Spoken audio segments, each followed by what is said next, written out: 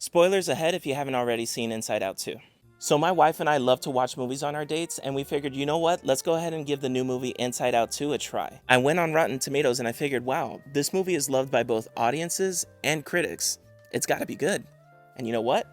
Rotten Tomatoes did not let me down. Say what you want to say about it. It has great themes, so many good characters, and it's extremely relatable. But there was this one thing that I couldn't get out of my mind after having seen the movie. I left the theater, went home, and as I was thinking about the movie, I realized, oh my gosh, this is a problem. And it's not just a small problem, this kind of affects the whole movie. Let me try to break down the basic plot of the movie. There's a lot of moving pieces, but I'll do my best to keep it simple. So you have all of the emotions from the first movie, and Joy is still calling the shots like before, but this time she has a balance of letting all the emotions being involved, including sadness, which was a problem in the first movie. There's this new concept that's introduced called the sense of self, in which whenever Riley has an impactful memory, Joy can grab it and take it down to this well of consciousness. I'm not sure, I forgot what it was called, but she takes it down to this place, lets it into the water, and then that gets tied to the sense of self that Riley has. That being, I am a good person. And then what Joy does with the other memories is toss them way to the back of the mind and just suppresses them. Some great connections here for what we can subconsciously do as people. But anyway, after Riley's first ice hockey game, she gets approached by a coach. The coach invites Riley and her two friends to an ice hockey camp where they get a chance to play ice hockey, as well as impress the coach to see if they can make the team next year. This is also Riley's last year in middle school, and she's going to high school next year. It's at this point where Riley starts to get bombarded with a bunch of things that start welling up in her mind. So you already have the fact that she wants to impress the coach. Not only that, the morning of the first day of camp, she gets hit with puberty and 4 new emotions come, which are anxiety, envy, embarrassment, and wee-wee. I can't remember what wee-wee's real name was, but they call wee-wee that. Like this, like, hey, what's up? Nah, I don't really care that much. Yeah, you know what I'm saying? Yeah, type. Okay, so Riley wants to impress the coach. She's going through puberty. On the way to camp, she finds out that her 2 friends will not be going to the same school as her next year. And on top of that, when she arrives to the camp, she meets Val, which is an upperclass woman. She's a student in a higher grade level than her, who is on the ice hockey team that she wants to be on, as well as a part of this group that like dyes like a strand of their hair red, and like that's cool, and she wants to be a part of them. So all of these things mixing in a pot together, and anxiety truly wants the best for Riley, so she steps in and starts planning ahead on how she can have the best outcome for Riley's future. Some of the things that anxiety has Riley do are train hard so that she could get better at ice hockey, which is not bad, we're off to a great start. Ignore her older friends and prioritize Val and the new ones so that she could get accepted into her group. Ouch. Throw away her old sense of self being I am a good person and start focusing on thoughts that make her worry and make her more anxious so that she could create a new sense of self. Fixate on what the coach thinks about her, break into her office overnight, and read the notes on what she's written about Riley. She's a criminal. And it starts to boil into this climactic moment where all those negative thoughts and fixations create a new sense of self in Riley. That being, I am not good enough. This is what Riley has been doing on the outside. On the inside, Joy and all the older emotions are trying to go get that sense of self being I am a good person and bring it back to headquarters so that Riley could be herself again. We reach this moment where Riley is about to play a game that's seemingly going to decide her fate. Whether or not she makes the team, and whether or not she gets accepted by Val and the other upperclassmen to be a part of their friend group. But yeah, throughout the entirety of the story, you're seeing so many important lessons. The importance of friendship, learning from your mistakes, forgiveness, working hard at things, but not letting that hard work take away from your joy. We get to the ending, and honestly, like, I almost cry in this moment. Riley has a panic attack, and anxiety doesn't know what to do. Anxiety has tried everything. Joy has this moment where she realizes we can't give her a new sense of self based on the memories that we deem appropriate. We have to allow her to have a sense of self that's based on everything that she's learned throughout her life. They all hug Riley, they hug her sense of self, but like I saw it as them hugging Riley. Riley apologizes to her friends and they're like, hey, no worries, we're good. They give her a fist bump, And then after that, she plays the hockey game. Joy takes the wheel, and she's finally feeling that joy again, no longer bogged down by the worries that she had before. And it's a beautiful moment. She then goes on to high school. She still keeps in touch with her older friends. Not only did she make it into that friend group with Val and the other upperclassmen, but she also has like this smile when she gets a notification about whether or not she made it on the team, indicating that she probably most likely made it on the team. And that is where the problem begins for me. She made the team, which should be good, right? It's a happy ending. Why would I have a problem with that? Hear me out on this. Like really, like hear me out. I know it's a good movie. I liked it. You liked it. Like we like. There's no one that didn't like this movie, unless you're crazy. It was a good movie. But the reason, the big problem with this movie is that there are no serious consequences in this movie at all. Or let me clarify for a second. Not that there's no serious consequences. There's no serious consequences for Riley.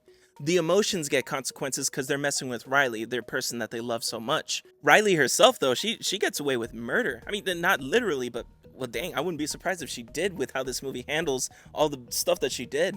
Okay, so there were 3 times that Riley had an external consequence. Not a consequence on the inside of embarrassment or sadness or anger or something that happened on the inside of her that made her feel bad. There were only 3 times that something on the outside affected her as a consequence of her actions. The first time, we see it in the beginning of the movie, Riley tackles someone and she gets benched. Yeah, and she feels sad, she got benched, you know, that's an actual consequence. You hit someone, you get benched. Consequence, it happened. The second time, when she is at the camp, she's in the locker room and she's goofing around with her older friends. The coach sees their behavior and tells everyone on the team to hand over their phone. Not only that, they goof around a little bit more, and then the coach says, oh, you think you're funny? The whole team is gonna do drills. So Riley had a 3-for-1 combo where she got her phone taken away, had to do drills, and was also looked at in a negative light by all the other players. And the third time is also kind of like a combo deal where it's like a 2-for-1. Riley is playing extremely selfishly and not only tackles her friend and hurts her, like she got hurt, she also gets benched by the coach. Second time that she got benched. But other than that, there are no other consequences. Like Riley does what she wants, and I guess the only thing you could maybe call a consequence is that people are slightly bothered by her for like a fraction of a second, and then everything moves on like normal. And listen to me here. Listen. You have to hear me out on the things that Riley did. Like she did some really bad stuff here, and like I'm not like one of those parents that's concerned like, oh my gosh, I'm gonna have my kid learn a bad lesson from this. That's not what I'm saying. What I'm saying is Riley did bad things, and there should be negative consequences to those bad things. So let's get into them. Okay, so the first one and the most obvious one, she was a jerk to her friends. Like a real big jerk. She was terrible to her friends. She straight up ignored them. She didn't even say, hey, I'm gonna go hang out over here. She just looked the other way, pretend they didn't even exist, and just like walked the other direction. And then what's faker than just ignoring your friends? Oh yeah, choosing other friends over them. Yeah, she not only ignored her friends, but she also said, I'm gonna go to this friend group. How about this as well? She also mocked her friends. She mocked them. There was a moment where she was hanging out with Val and the other upperclassmen, and they were talking about favorite music. And then she was like, oh yeah, like this one band, which apparently is like a childish band. And then she started faking it like, what? Yeah, oh yeah, I totally like them. And then her friends, her older friends come in and like, yeah, you do. We just went to their concert. And she's like, yeah, okay, yeah, I like them. Yeah, like I actually like them, whatever. And she just makes her friends look stupid in front of these upperclassmen. By the way, her friends also look up to these upperclassmen. Like they look up to the upperclassmen and to Val. So she's over there talking all sarcastically and embarrassing them in front of all these upperclassmen, acting fake and mocking them. Dude, like what a jerk. Oh yeah, and she straight up bone rush tackled her friend straight to the ground. Just head on collision, like the whole game had to stop. It was that bad kind of tackle. Tackled her really hard. And listen, no injury. Her friend did not get injured when she tackled her. Her friends felt bad, and they're like, you know what? She's probably going through a lot right now. Let's just immediately forgive her when she apologizes. There is little to no friction to them accepting her back as a friend, and it just feels inconsequential, the whole entire thing. Everything that she's done to them up to this point, they say, yeah, you know, we're still friends, fist bump. And yes, like there are moments where they look at her from a distance as in like they feel bad for the fact that they're leaving her. So maybe there's a part of them that feels like, yeah, you know, it's understandable why she's acting this way. But still, like the average person seeing all of that, experiencing all of that would be like, dude, like I'm honestly like I'm mad at you. I'm surprised at least one of the friends, like neither of the friends were genuinely mad at her. They both felt bad for her. I don't know. I feel like there should have been a consequence there. All right, this next one is a doozy. How about her relationship with the upperclassmen? Do you remember being in high school? I remember being in ninth grade, and seniors were not super fond of ninth graders. All right, the movie kind of like underplays this a little bit, but she lies like a whole lot throughout the movie. She lied about where she's from, and she played it off. And towards the end of the movie, they like insinuate that the upperclassmen know where she's from now, but they never get into this idea of like, hey, you lied to us. Why did you lie? You know, you don't have to do that. You can be your true self. And anything, any kind of friction. Nope. It's just like we know the truth now, and we're just gonna let the audience assume behind the scenes that you told us, and everything's fine now without a problem. She also lied about her band interests, and she like man, she was really bad at lying. Like it's very obvious that she was lying, and they weren't giving her any kind of like friction, any pushback for it at all. She got them all in trouble. She got all of their phones taken away and had them all do drills. Hello? You're gonna tell me that that one kid in class that like gets you all in trouble, gets all your phones taken away, and you're all doing drills because of that one kid? Like, yes, forgiveness is a thing. We teach forgiveness. That's fine. I love that theme in the movie. It's great. But show me a little bit of consequence. Show me some friction. Like Val, who is like, by the way, I was like waiting for like a low key villain arc or something like that. Val's just like amazing, saying like, hey, no, give her a chance, and the whole team is just like doesn't even question it. They don't question it because Val advocated for Riley, she could just do what she wants. But you know what? How about this? Surely this would be the straw that breaks the camel's back for the upperclassmen, right? Like this has got to be it. During that scrimmage game that Riley thought would determine her future, like whether she would be on the team or whether she would still be friends with the upperclassmen, she was playing terribly. Like, yeah, she made 2 points. Okay, cool. She made 2 points. She was hogging the puck. She did not pass to people. Not only that, she stole the puck from someone who was on her very own team. And she also missed shots repeatedly. Again, she's our main character. We want to love her. We want to take, like, I get it. And, you know, she's trying to figure things out. She's got a lot of anxiety. I get it, you know, we want to be compassionate and understanding and all that stuff. But at the same time, you can't just like excuse this behavior and just like, yeah, no, you do all of those things and there's no friction between you and the people around you at all. Nothing from the coach other than getting benched, and nothing from any of the upperclassmen. You're on the friend group at the end of the movie, just like that. No problem. Just like that. For a freshman to do all of those things, to be fake, to lie, to get them in trouble, and to be a horrible teammate, straight up like tackling them, pushing them, like missing all these shots, playing extremely selfishly, and to still be accepted within the friend group, bro. Like, honestly, that's nothing short of a miracle. It really is. A couple more things while we're at it. She gets accepted into the team. I know it doesn't specifically say that. It's not like you read the message and it says you made the team, but that smile at the very end, it very much so indicates that she very most likely, probably, she very well did make the team. I'm pretty sure that she did. She read the coach's journal and it says that she was not ready. She wasn't ready. It didn't say that she was ready and like, you know, she still wanted to prove herself. It said that she was not ready. And then she played that the way that she did. She didn't pass the teammates. She stole the puck. She bone rush tackled. She missed an insane amount of shots. It wasn't like every time she stole the puck, she made everything. She was playing really bad. She still made the team. No talking to, no I see potential in you, no like any of these things. Nothing. There wasn't an aspect where the coach sat her down and like had a conversation with her about why she's allowing her to be on the team anyway. She just made the team, which doesn't sound right. Like, she shouldn't have made the team. She really shouldn't have. Speaking of the coach and that journal that we saw that she wasn't good enough, she broke into the coach's office and didn't get caught at all. She did something. She did a no-no. She did a bad. No consequence. That's fine. Just let her get away with it. And if you stuck around for the post-credit scene, just one more thing I'll just throw in there. She also burned her parents' carpet. Didn't get caught. That's like a big, deep, dark secret that she had. It's kind of like an Easter egg that was in there. Just didn't get caught. Riley's a straight-up criminal. And just, like, there's no consequence for the things that she does. Not even a talk.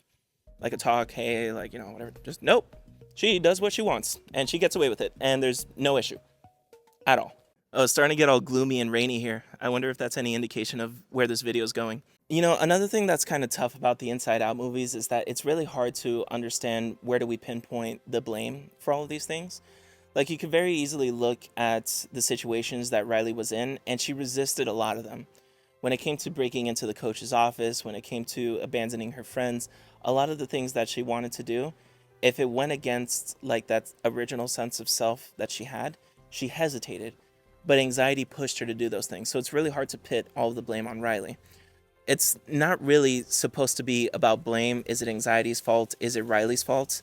The main thing really is there going to be a consequence for any of these things that she does other than she feels bad and the emotions within her don't like it when she feels bad. And I do want to be clear here. I really do. Let me take a deep breath. I have done the same things that Riley has done. I just want to be clear about that. I've lied. I've been fake. I've tried to get people's approval. I've tried to like cheat and do certain things to get my own way because I really wanted something. I'm not going to pretend like I'm any better than Riley is. What I'm saying is when I did all of those things, there were consequences to those things in my relationships with the people around me, with my trustworthiness, all of those things, no matter how old I was. And so for Riley to be able to do all of these things and get off scot-free, to me, it just feels like off. It just feels like that's not supposed to be that way. Either way, I still think the movie's great. This is only something that you would really have to read into, like, in order to notice. I didn't notice it while I was watching the movie. I didn't notice it afterwards, but now I can't stop thinking about it now that I thought about it. I'm really interested in hearing what you guys think. There's a lot of layers to this, and there's so much to be considered. But do you think I have a point here, or do you think I'm just crazy? Ooh, that wind is picking up. All right, anyway, I gotta go. Wind's picking up. It's probably gonna rain soon, and yeah, I think I've run out of time. Please like, comment, subscribe. I really want to do this full time. This is my dream. I want to make YouTube videos for a living, so please help me make this happen. Thank you for watching, and bye-bye.